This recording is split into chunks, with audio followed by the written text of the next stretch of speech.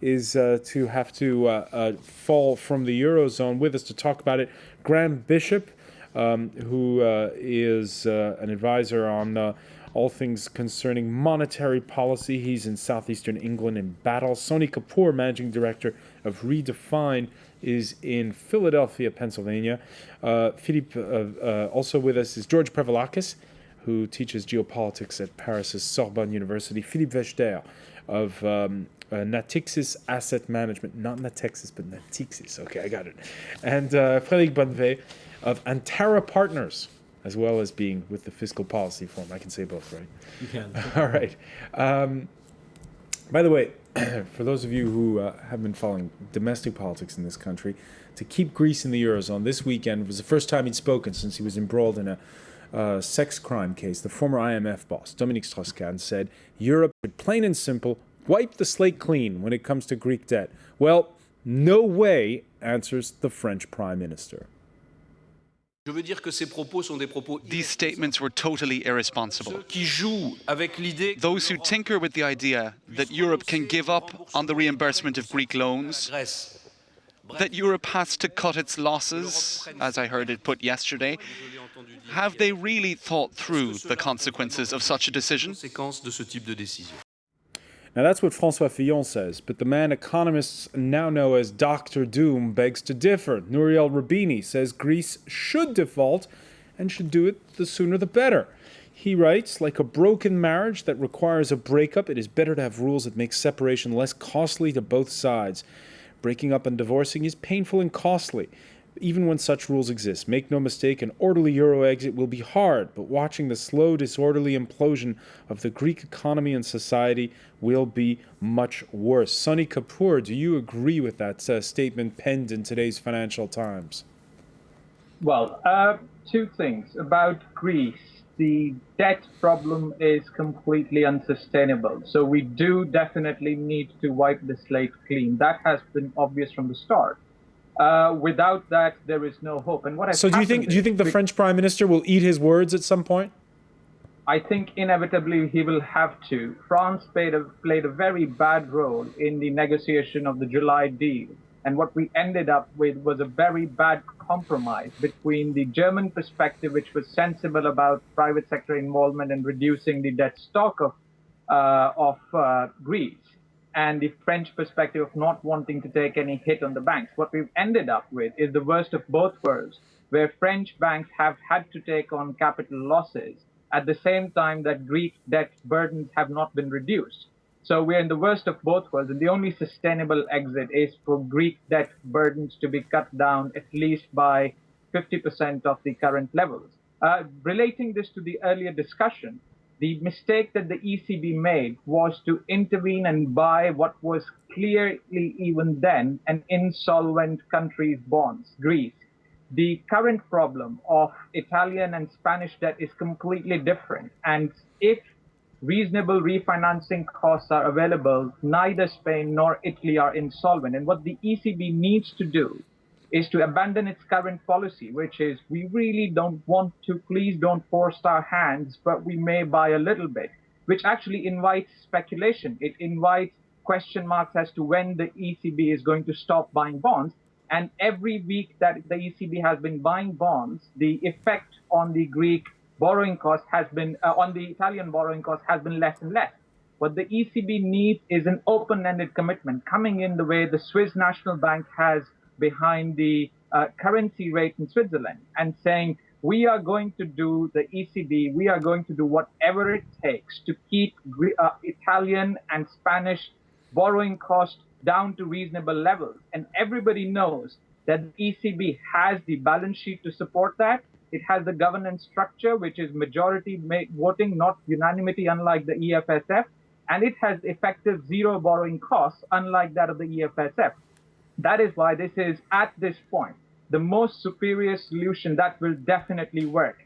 Everything else is second best and is not likely to work. It may, for example, be too late to expand the EFSF, because at this point now the crisis has become systemic. French AAA rating might be compromised by that. Graham Bishop, I want your reaction, because you're a man who knows your way around both Brussels and Frankfurt, where the ECB resides. Again, I get back to the question, listening to what Sani Kapoor says, there's the politics of it all. Is is what Sani Kapoor prescribes, is that going to be acceptable to leaders? No, not at all. Not at all. First of all, the idea of wiping all Greek debt, wiping the slate clean, if you do that for Greece, why wouldn't you do it for Ireland, Portugal, Italy, etc.? If you do that, then the entire financial system is completely finished. And obviously the public debt is a quarter of the assets of European banks. So if a significant part of that is wiped clean, so are European banks. So that's not on. You come back to this question of the ECB. It has the technical, yes, it has the balance sheet, absolutely right. The size of the repo is about 500 billion euros. And if someone were going to take on the credit risk, then in terms of financial flows, the ECB could easily convert that into, instead of lending it by way of repos to banks, they could buy government bonds and inject funds that way. But there is the credit risk, and that's where the credit risk comes from. It needs the governments, the collective governments of the Eurozone, to decide how they're going to handle that. So it isn't that big in relation to the Eurozone as a whole. So, Graham Bishop, if you can't wipe the slate clean, and does that mean you have to let Greece go? No. If you lend Greece, if the EFSF or whatever mechanism was going to take on and lend Greece finance at 4%, thereabouts, the EFS cost of funds, then yes, they've got 140, 50% GDP debt. That is perfectly sustainable. There's no problem with that. They were spending 10% of their GDP on interest only a few years ago. So that isn't the problem. It's the interest rate. If Europe as a whole, the Eurozone as a whole, can find the mechanism to take over the funding of Greece when they have actually done what they promised to do by way of economic policies, Greek debt at the moment is perfectly sustainable. George Prevlakis, what's public opinion like? You were back in Athens over the summer. Are people for leaving the Eurozone? People are completely demoralized, extremely pessimistic. The biggest problem for the Greek economy at present is the psychological climate. Everybody is trying to save whatever he can because everybody is afraid that the economy is going to get worse and that taxes will come, etc. But how about whether the economy in or out of the Eurozone? How do people feel about that? They are confused. They are completely confused. There are many people that have memories of the past before Europe, before the euro, and there is a nostalgia for the drachma, for the good times when we didn't have Mercedeses, but we were not in this constant anxiety. But what I wanted to say about sustainability is that sustainability is not only a question of how expensive it is to borrow. It's also a question of how the economy works, whether we have growth. And I would like to remind you that during the 50s and the 60s, Greece was growing with 7% per year. That the potential of the Greek economy is enormous. The problem is political. And because Greece has been functioning with such a blocked system for so many years, it means that there is an enormous, a very big potential the time that the political system changes. If we manage to free the forces that are in the Greek economy, I think we can have a very rapid growth. All the growth the real growth that has not been happening all those 3 years is going to happen. So the problem is essentially it's political, and of course behind the political problem it is the psychological problem. Why people vote for those people, not for other people. And this psychology is, I think, going to change because suddenly people are realizing the consequences of their decisions of the past years. Well, let's talk about the consequences of leaving the Eurozone. The front page of this Tuesday's International Herald Tribune highlights that, in effect, there are situations rooms already working overtime on the matter. Here's the catch, though. Cutting the losses won't come cheap. The numbers we have in that article are that it'll be 370 billion euros is the size of the Greek debt. And when you compare to Argentina in 2001 and Russia in 1998, you look at those numbers, Philippe Wischdale, it would be expensive for the Greeks to leave the Eurozone. and it will be expensive for everyone, you know, because you can see it from. That's what I mean, for the banks that are owed that money. Yeah, of course, and it will be very costly for Greece, because you can imagine something very simple. From now to the moment where new drachma could be printed, it will take time. If I'm someone from Athens, I will open a check account in Geneva or in Paris. That's what it has already happened. Yes, but that's what happened in Argentina in 2001. And at the end, when you have your devaluation and you cannot imagine that with a new drachma you won't have a devaluation of maybe 40, 50, 60%, maybe more. It was more than that for Argentina. So it would be very costly for Greece, and it would be very costly for banks in the euro area. So what would you say, for instance, to Nouriel Roubini when he says, look, they better leave now because otherwise it's just not sustainable? I think it could be manageable when you don't have a lot of, when we have a collapse in the Russian area, in USSR area, in the beginning of the 90s, when the ruble zone collapsed, it was a nightmare, and we don't want that neither for Greece nor for Eurozone. And I think that for Europe it's more complicated than what we had with USSR, because there is more debt, there is more link between countries, and more democracy as well, and more democracy, but you just mechanical things. How do you break all these links? It could be very costly for everyone, and that's why we have to avoid the situation where Greece go out of the Eurozone. Well, I guess Rubinomics is a pretty close equivalent to science fiction in a way. We shouldn't speak of a marriage. It really is half a merger that we're speaking of between Greece and the Eurozone. So we can't have a breakup. It's just not an option. We need to do three things. Essentially, it's, as it was mentioned, implement structural reforms without which Greece and the European countries cannot grow in the long run. Yet, given the emergency of the problem, we need to have this monetary intervention, and we certainly need to use the EFSF in a far more flexible way than we intend to, i.e. we need to let this instrument purchase more bonds, and we need to make that conditional upon implementing more drastic budget measures and certainly coordinating those fiscal plans that we see spreading across Europe.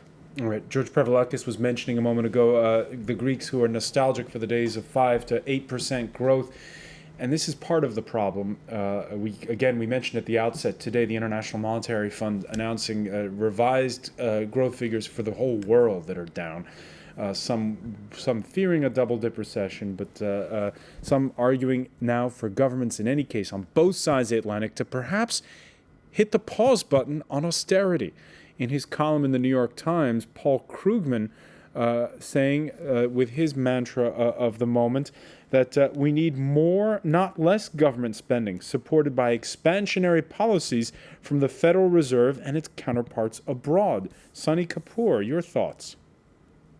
I completely agree. Europe, United States, both have a medium-term and a long-term fiscal problem. The short-term problem is the exact opposite, the absence of spending. The failure to sort out the problems in Greece and Italy have cast a confidence overhang. Private investment is not happening. If your mortgage is underwater, as it is in Spain and the United States, you're going to save. If you think, as you do in Greece, that tomorrow is going to be worse than today, there is no reason to invest or spend. So structural reform is ineffective. Supply-side reforms are ineffective under these circumstances. A short-term fiscal stimulus is necessary. Without that, we are basically staring economic disaster. And ECB intervention can buy time to do that. What we need is 3 or 4 years within which credibility can be established, structural reforms can be made, and this is the policy space that ECB intervention today can buy us. And also with Greece, without the debt stock reduction, now it's very clear to everybody looking at the euro area that Greece is special, Greece is different, Greece is far worse. So a credible distinction can be made between reducing Greek debt stock and making a commitment not to reduce the debt stock of other countries, just allowing them to borrow at reasonable costs. Because Greece is insolvent even at the 3.5% that it is currently borrowing at from the EFSF. So reduction of Greek debt stock is step number one. ECB open-ended intervention saying we're going to do whatever it takes is step number two. Step number three is possible credit risk insurance provided to the ECB from the EFSF. And step number four is to loosen the purse strings and restore growth and confidence. All right. There's a problem though, which is what you mentioned, which was the disconnect between what's needed in the short term and what's needed in the long term. Graham Bishop, let me put this to you. How do you tighten belts and make economies grow at the same time? Well, I think the example which we were just hearing about in Greece, where it has been shackled for 40 or 50 years by the 140 closed professions and these sort of restraints, remove those, get competitiveness going, open up the supply side of the economy, and you'd be surprised very quickly how it will grow. I mean, I've seen this happen in the UK. I see Greek exports growing quickly now. That is the way to do it. To open up the spigots of debt instead is a very dangerous game, because the bond buyers might well think, this is inflation down the road, and instead of being willing to buy bonds at 4% from the FSF, etc., they may say, I think this is, with that sort of risk around, we'd rather have 6% yields, and then we've got a real problem. Let me, one final point before we go. Earlier in the day, Philippe Vechter, I got to ask you about this. The chief economist at the IMF, Olivier Blanchard, said that we've talked a lot today about what's happening on the public side. He doesn't think we're going into recession, but he does say that banks are going to need some help. And a lot of that help may have to come if they can't raise money on the markets from governments. Your reaction? Yes, that's what Christine Lagarde said in Jackson Hole at the end of August. We probably, in the long term, we need to have more to recapitalize banks. But in the short term, I think it's not the issue in the short term. In the short term, the role is to know how to manage the current situation, and I think that the ECB has a very important role in that environment. And I don't think that we can, at the same time, have a very straight fiscal policy and expect growth. I think it doesn't work, except in countries like Sweden or others, where you can devaluate.